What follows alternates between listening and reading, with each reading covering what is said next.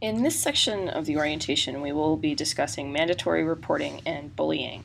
It's unlikely that you will encounter either of these issues during your time volunteering, but it is important that we go over them so that you know what you do need to do if you do encounter these issues.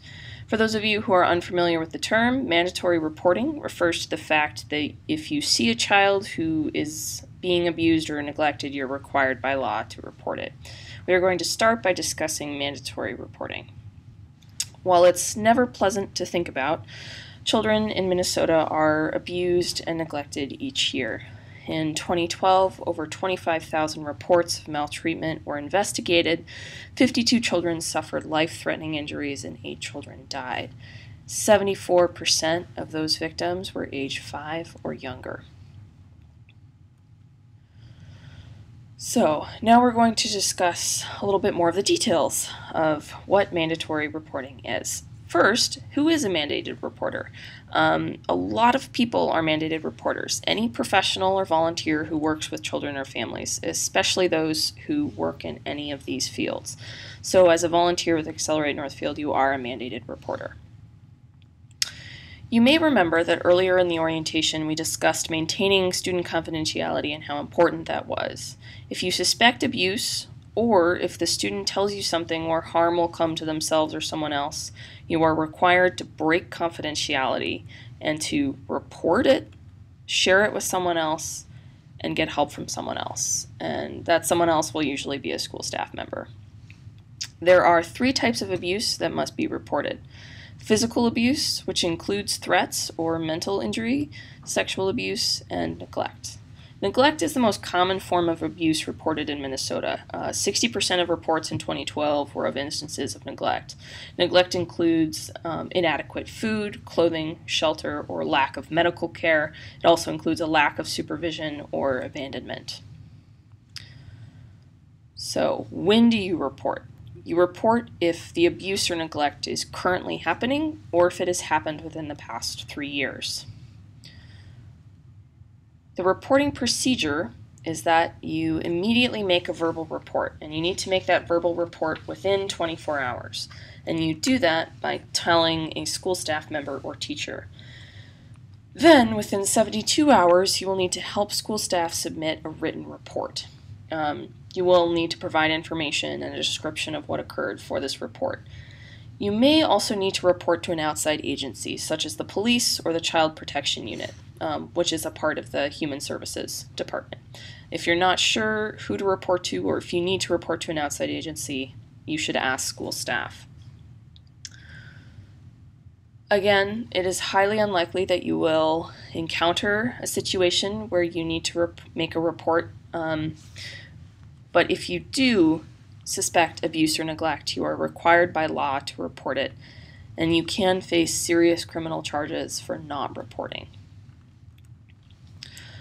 So, we are now going to switch gears and discuss bullying.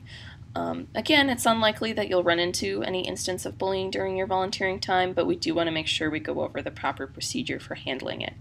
And the reason we are discussing bullying with you today is that because it can be a short step between bullying and more serious offenses like harassment or criminal assault. So it is important that if you do see bullying, you stop it. So, bullying is actually more common than you might think. Last year, 1/3 of the middle school and high school students in the nation reported that they were bullied. Bullying hurts everyone involved, the perpetrator, the victim, and the bystanders. Perpetrators may have a mental issue or have a difficult home life, and they are also often hurt by the consequences of their bullying. The victim is hurt emotionally and sometimes physically, and the bystanders can feel a sense of guilt and helplessness that can be harmful as well. So it's important that you handle these situations with care.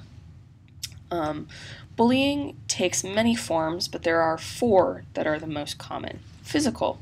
Physical bullying involves physical contact, such as pushing, tripping, or otherwise attacking victims. It can also involve inappropriate touching and things like that. Emotional bullying includes taunting, criticizing, or verbally attacking victims.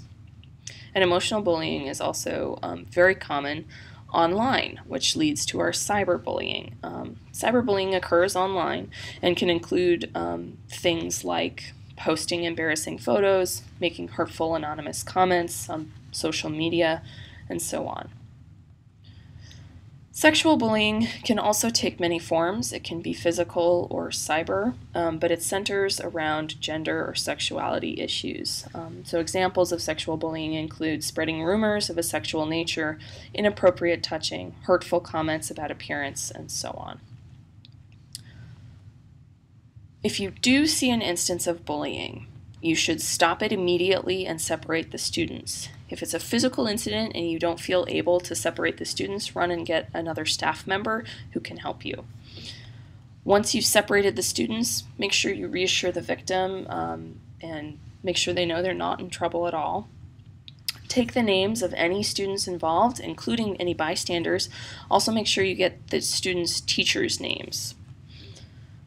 Then, escort students back to their class. If both the perpetrator and the victim are in the same class, continue to keep them separated until you've reported the incident.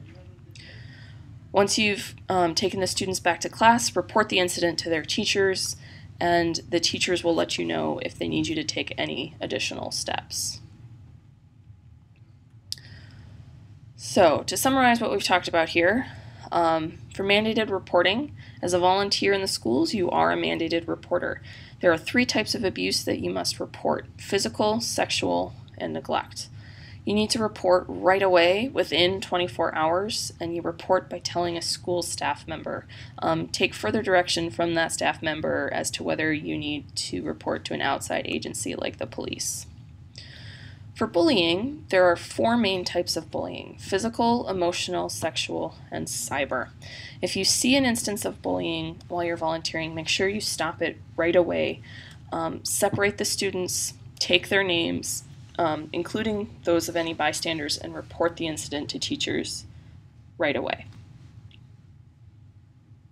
And that concludes this section of our orientation on mandated reporting and bullying.